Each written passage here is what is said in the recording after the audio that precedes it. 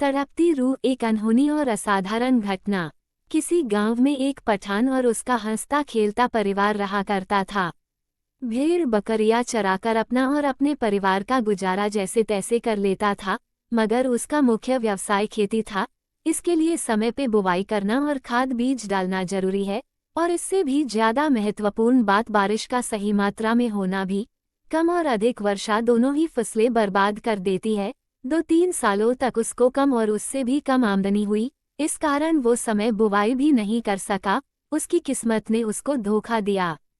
जिस साल उसने बुवाई नहीं की उसी साल अच्छी बारिश हुई। अब गुजारे के लिए जमींदार से ब्याज लिया, तो उसे चुकाने के लिए काम की तलाश में बाहर जाना पड़ा। पीछे से जमींदार ने उसके पत्नी और एक बेटी को पैसों के लिए परेशान करना शुरू कर दिया। हद तो तब हो गई जब उसने पैसों की खातिर उसकी झोपड़ी में आग लगवा दी। इसी बीच पठान की बेटी ने जमींदार और उसके बेटे को वहां से भागते हुए देख लिया। दुर्भाग्य से उसकी पत्नी और बेटी दोनों उस आग से बच नहीं पाए।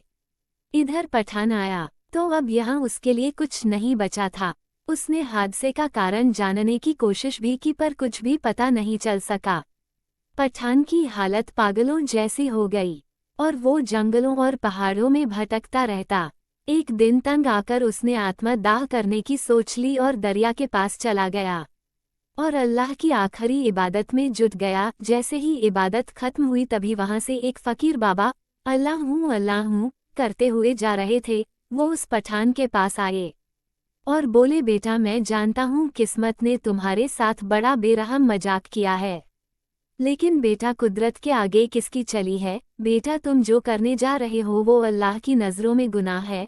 पठान बोला, बाबा मैं जिक्र भी क्या करूँ, मेरे जिंदगी में अब कुछ नहीं बचा है। तभी बाबा बोले, जो हो गया उसे बदलना संभव नहीं, लेकिन मैं तुम्हें एक बात बताना चाहता हूँ। अल्लाह के रहमो करम से तुम्हारी बेटी का सरजमी पर फिर से वजूद हुआ है, लेकिन बेटा उसकी रूह को अभी तक शांति नहीं मिली है। वो तड़प रही है। तुम्हें उसे तलाशना होगा, क्योंकि जब तक वो तुमसे नहीं मिलेगी तब तक उसकी रूह बेचैन रहेगी। उसके जहन में कुछ राज दबे है जो वो तुम्हें बताना चाहती है। पठान बोला, बाबा इतनी बड़ी दुनिया में मैं उसे कहाँ तलाश करूं, आप ही कोई रास्ता दिखाए। बाबा बोले, बेटा ज्यादा तो नहीं, पर तुम्हें उसकी झलकी जरूर बता सकता हूँ। बेटा तुम उसे किसी तालीम घर के आसपास मिलोगे, लेकिन बेटा एक बात का ध्यान रखना, तुम उसे इतनी आसानी से नहीं मिल पाओगे, क्योंकि उसने अल्लाह के रहमो करम से बहुत अमीर घराने में जन्म लिया है। ये कहते हुए फकीर बाबा अल्लाह हूँ करते हुए आगे बढ़ गए। अब पठान के दिन बीतते गए। तलाश करते करते 10 साल बीत गए। अब तो फकीर बाबा की बातें भी उसके जहन में धुंधली हो रही थी। अचानक एक दिन पठान एक बगीचे में आराम कर रहा था।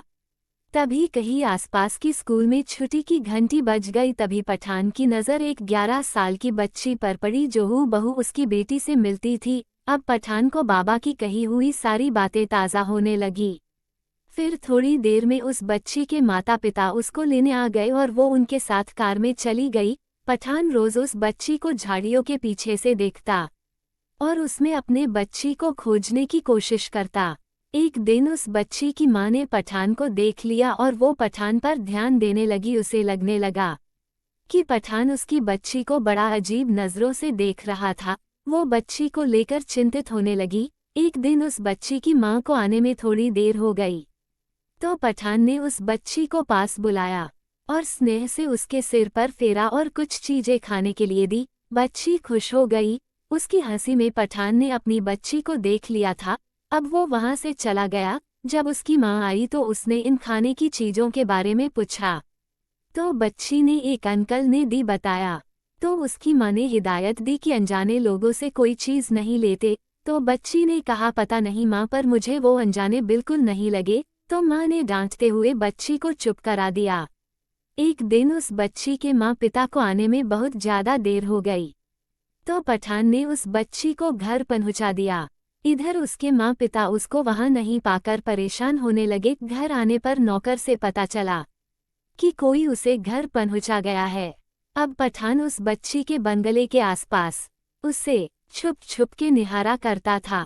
बच्ची भी उसे एकटक देखा करती थी। कई बार पठान ने उसके माँ पिता से उसे मिलने की इंतज़ा भी की पर वो नहीं माने और उसे वहां से चले जाने के लिए कहते। अब रातों को बच्ची नींदों में अब्बू अब्बू कहकर चौंक कर उठ जाती थी। उसके माँ पिता ये देखकर परेशान होने लगे कि ये किसको नींदों में याद करती है। तभी उस बच्ची की माँ ने पठान को बंगले के आसपास देख लिया तो उसकी इस हिमाकत पर उसने उसकी शिकायत अपने पति से की। पत्नी के जोर देने पर उसके पति ने पुलिस में रिपोर्ट कर दी। पुलिस ने उसे चेतावनी देकर छोड़ दिया। उनकी परेशानी को देखकर उन दंपति के एक करीबी मित्र ने उन्हें बच्ची को हिप्नोटिज्म के जरिए इलाज का सुझाव दिया। उन लोगों ने डॉक्टर से मिलने का समय लिया। डॉक्टर ने बच्ची को हिप्नोटिज्म किया और उसकी जांच की। फिर उन्होंने उसके माँ पिता से कहा कि बच्ची के अवचेतन मन कुछ बातें दबी हुई है जिसका बाहर आना जरूरी है, नहीं तो ये स्थिति और भी बिगड़ सकती है। अब उसके माँ पिता और ज्यादा चिंतित हो गए। अब बच्ची रातों को अब्बू अब्बू कहकर चौंक उठती थी और अचानक एक दिन जब उसकी माँ घर में खाना पका रही थी तभी वो बच्ची आग को देखकर जोर से चीखने और चिल्लाने लगी और पूरे घर में इधर उधर भागने लगी और कहने लगी, अब्बू बचाओ, आग आग आग, अब्बू बचाओ। कई बार ऐसा हुआ जब बच्ची पठान को देखकर उसके पास जाने की जिद करती। उसके ये दौरे भी पठान को देखते ही रुक जाते थे। तभी उन्होंने थक हार कर पठान को बुलाने की सोची। उसके आते ही बच्ची अब्बू-2 कहते हुए उससे लिपट गई। उसके माँ पिता ये देखकर हैरत में पड़ गए। ये तो कभी इससे जानती तक नहीं और ये इसको अब्बू-2 क्यों बुला रही है। तभी पठान ने अपनी बेटी की तस्वीर निकालकर उनको दिखाई और बोला, आपकी बेटी जब तक ठीक नहीं हो पाएगी, जब तक बच्ची उसके साथ उसके गांव नहीं जाएगी, कोई और रास्ता नहीं होने के कारण उस बच्ची के माँ पिता ने पठान की बात मान लेने का निर्णय किया। गांव जाते ही बच्ची पठान को गांव की हर चीजें बताने लगी। बच्ची के माँ पिता हैरत में पड़ गए। ये तो यहाँ कभी आई ही नहीं, तो इसे ये सब कैसे मालूम। तभी गांव के लोग बच्ची को देखकर पठान से बोले, बेटा ये तो उस आग में। तभी बच्ची दौड़ती हुई अपने उजाड़ हुए झोपड़ी के पास गई और रोने लगी, अब्बू अपना घर तो जल गया था न, ये तो बिल्कुल वैसा ही है। तभी पठान ने कहा, हाँ मेरा बच्ची अपना घर कहाँ जला है। तभी बच्ची सुबक दोकर रोने लगी और अपने अब्बू से बोली, अब्बू आपके जाने के बाद जमींदार और उसका बेटे ने हमारी झोपड़ी में आग लगा दी थी, मैंने उसे आग लगाते हुए देखा था। पठान अपना खो बीटा और कुल्हाड़ी लेकर जमींदार के घर की तरफ बढ़ने लगा, लेकिन गांव वालों ने बताया जमींदार का पूरा परिवार एक सड़क हादसे में खत्म हो गया।